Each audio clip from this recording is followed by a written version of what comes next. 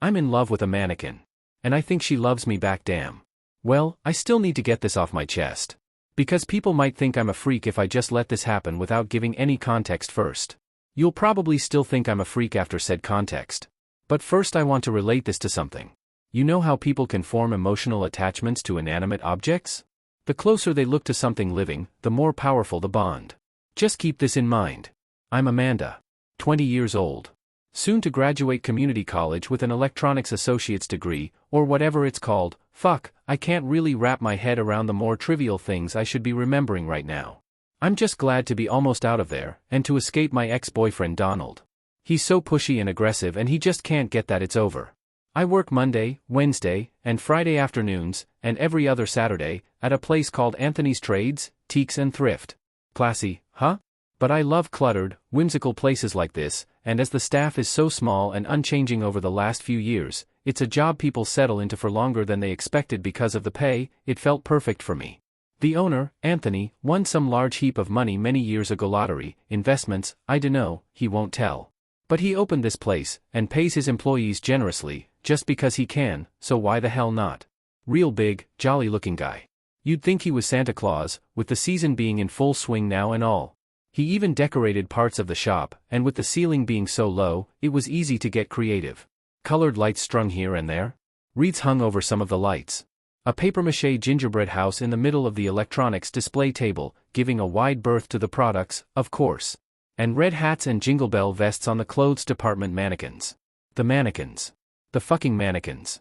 Look, I've never really been that interested in mannequins.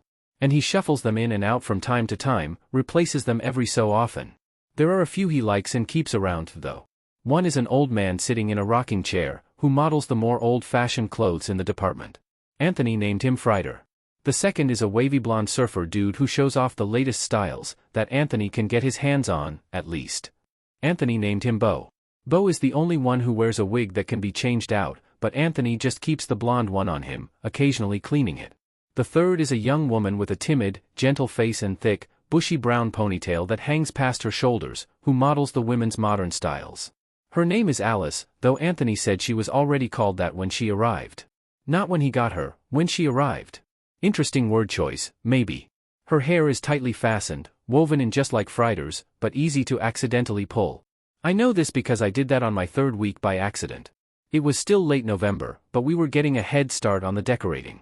After the first couple weeks giving Alice shy sidelong looks, hoping she wouldn't notice and make me realize I was making a fool out of myself, I was placing a Christmas train set decoration on the little square table next to the pillar on the far left she hangs out at. I was blushing a bit as I did so. I routinely avoided Alice in those earlier days, as I never really could think of anything interesting to say, and I always wondered if she thought I looked kind of drab or anything, or would be boring, I dunno. After placing the trains down and trying to avoid her lovely gaze, she was looking straight forward, almost right at me from the current angle. I noticed the corded lights wrapped around the pillar had become lopsided, as though someone had reached over and yanked them down slightly, just to mess with us. It really didn't look like it could have happened on its own. I managed to glance at Alice, and stepped to the left just a bit so she was looking at me. My heart fluttered, but as I had a legit question now, I was able to keep my cool. "Alice," I whispered, knowing Anthony would think I'd gone off my rocker if he could hear me, "did you pull those lights down a bit?" She didn't answer me. I began to blush a little again. Maybe it was obvious that she hadn't, and she thought it dumb of me to ask. Alice was here to model clothes, not to ruin festive displays, and maybe I was being a little rude. I looked down a bit. "Sorry," I muttered. "Forget I said that." I reached up to pull up the lopsided section, but the bit on the back of the pillar slid up a little too far when I did. I walked around behind Alice to pull it back down, and as I did, Alice's ponytail shifted. I realized too late that several strands had gotten caught in the light cord, and I'd just yanked them. "Oh," I gasped. "I am sorry. I didn't mean to." I quickly separated her hair from the cord, adjusted it, and scooted back in front of Alice. Forgetting my embarrassment, I reached up and stroked her ponytail, sifting it gently, apologizing quietly over and over as I tried to massage away the shock of pain I'd caused her. She didn't move, though. I realized I might be acting a little too intrusive, and lowered my hands. "Sorry, is that okay?" I asked reluctantly, already realizing I'd made myself look like a total clown to her. She didn't reply. I looked around again to make sure nobody was watching. There's Anthony, and two other staff members named Shanika and Logan, both in their early 20s, and then whispered, "I'll be right back." I went to the back of the store where the employees-only hall was, and got my purse out of my locker. My hairbrush was in it. I stared at it for several seconds, realizing suddenly that there was no way in hell Alice wanted me brushing my germs through her hair. That would be a pretty shitty way to repay her for my accidentally pulling it. I went back outside and looked around. I wasn't supposed to shop on duty, but well, right now there were no customers and my only job at the moment was just to make sure everything looked tidy. Anthony was reading a magazine in the break room, Shanika was on her phone at the checkout counter, and Logan was off sweeping in a faraway corner. This job is so peaceful. I love it. Soon I found what I wanted, a used, but super disinfected and freshened up yellow plastic hairbrush. Shanika grinned at me as I purchased it from her at the counter. Nobody really took that no buying while on duty rule too seriously. I walked back over to Alice and faced her. "This is yours, okay?" I said softly, holding it up so she could see. "I'll only use it on you." Suddenly, a lump formed in my throat, and for a moment my shyness was forgotten as a wave of emotion crashed through me.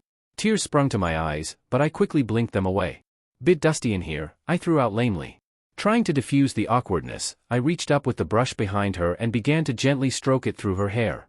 It was a pretty messy ponytail, after all, the least I could do was fix it up a little for her. It seemed to be that way naturally though, because I couldn't really straighten her hair out that well. It was like a bushy sponge, like how a woman with naturally curly hair looks if she tries to brush her hair straight. It looked a little neater when I was done, but not much different. Still, I hoped it had been a little relaxing for her. It wasn't like she was up to anything. Again, I felt that emotion pounding against my insides, but I tried my best to ignore it. At the end of our shifts, Shanika could tell something was bothering me. "You all right, girl? Didn't find a stray hair in that brush, did you?" I waved off her teasing and said I'm fine. "School stuff? Well, don't burn out. With a job like this, I'd hope it'd be pretty hard to. See, I'm 22 and I need this job full-time just so I can afford college later, but I feel great." I had to clamp down on the rage that suddenly threatened to burst forth. When's the last time you were forced to stand rigid for years in a thrift store while other people touched you all the time, never bathed you, and changed your clothes only once a month? I cooled it quickly before she could notice anything was off. Shanika was a good woman, Anthony and Logan were good men, I had nothing against them. But I already had that innate knowledge that you need when dealing with things like this. The knowledge that they were now, and would always be, so different. So close-minded. They would never understand, and it was best that I leave that alone, not try to make them get it. They were unnaturally kind people, but to Alice? They treated her like store property. I know the same thing about Frieder and Bo was true as well, but I didn't feel that same connection with them. They looked too stony, too unrealistic, and I knew it was because I wasn't on their wavelength. There were people out there who could see them for who they were, but I wasn't that person for them. So why I could see Alice, I had no idea at the time. Everyone else would only see a product, something to be displayed. That's so nasty to me. Maybe I'm biased because I don't really care the same way about Frieder and Bo, but, again, they don't want me to care. I'm not the right person to notice them. I just toss an occasional what's up their way, or pretend to talk to them like they're puppets, then laugh. Sometimes the other staff are there to laugh too. But that's really all Frieder and Bo want out of me, I'm sure. I'm just another person to them. The same way everyone else must be to Alice. "Amanda, you good with closing up shop?" Old Anthony called out, showing me as he set the store keys on the counter. I knew the drill: lock up the displays and the employee room, put the keys in their coded safe, then leave through the store entrance and lock its coded deadbolt. Wife called. "Sister's in town for a surprise visit, sounds like my niece is gonna have a baby." I loved the way his eyes twinkled as he told me the news. "Anthony's such a great guy." "No problem," I called back, smiling. And like that, 5 minutes later it was just me. I made one last round around the store to make sure everything was tidy, no products fallen over or knocked on the floor, no egregious dirt piles on the carpet that needed serious vacuuming. Then I made my way around to Alice, about ready to get my stuff and leave. Her expression was the same as always, just neutral and a bit glassy and lifeless, with her rock-hard plastic eyes lacking human transparency, and yet, I don't know why I couldn't hold it in. I started shaking, and the next thing I knew, I was hugging her and sobbing into her shoulder like a torrential downpour. She didn't raise her arms or anything, I don't blame her. I was a mess. "I'm sorry," I sniffled. "I just don't have any idea what it's like, you know? What you go through, day after day, for years, nobody understands, nobody loves you like you deserve, and the pain, the goddamn pain you must feel, inside and out, never moving unless someone makes you, always looking at the same things for weeks on end." I finally managed to pull my pathetic ass together and stood in front of her wiping my eyes. I couldn't help myself, and leaned forward and kissed her on the cheek. I wish someone would know what to do, I whispered. Because I don't. I have no idea how to help. I don't know anything. I'm just a human. But you, Alice, you're something incredible. You deserve so much more. I hadn't realized I'd been holding her hands while I spoke. I let go of them, blushing for the millionth time, and excused myself. I got my purse and jacket out of my locker, closed it and turned around, and there she was, standing in the door down the hall, leaning in just a bit to peek around the corner, smiling softly at me. My heart skipped a beat. She moved. She did it just for me. Alice, I whispered nervously, hopefully. I approached her, but my hopes faded as I did. Alice's gaze did not follow me. She remained fixed there, looking past me toward the spot I'd been standing, at my locker about 20 feet behind me now. Alice, I whispered again, stroking her ponytail, knowing now that she didn't mind. But she didn't move. Alice wasn't too heavy, but it was a ways back to her pillar, so it took me a few minutes to carry her there. By the time I was done, standing up and looking at her, I realized this would never work. There she remained in her fixed position, standing and leaning slightly forward, her hands up as though grasping a doorframe, a gentle, almost sympathetic smile on her face. Everyone would realize she had changed. Alice was one of those kinds of mannequins whose limbs and head couldn't be detached or rotated, so there was no way anyone would believe she'd just been altered. Besides, that wouldn't explain her new expression either. Her eyes looked almost human this way. Oh, well. It wasn't like there was any feasible way they'd blame me.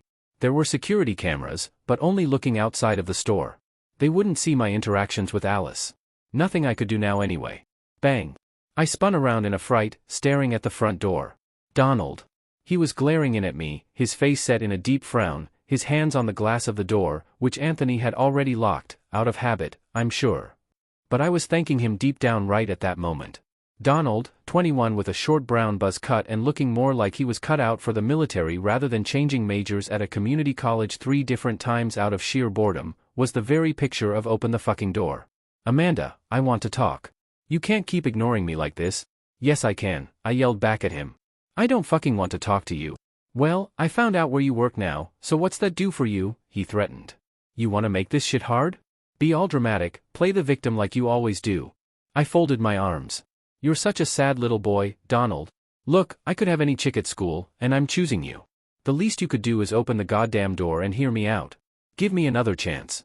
Don't be stupid.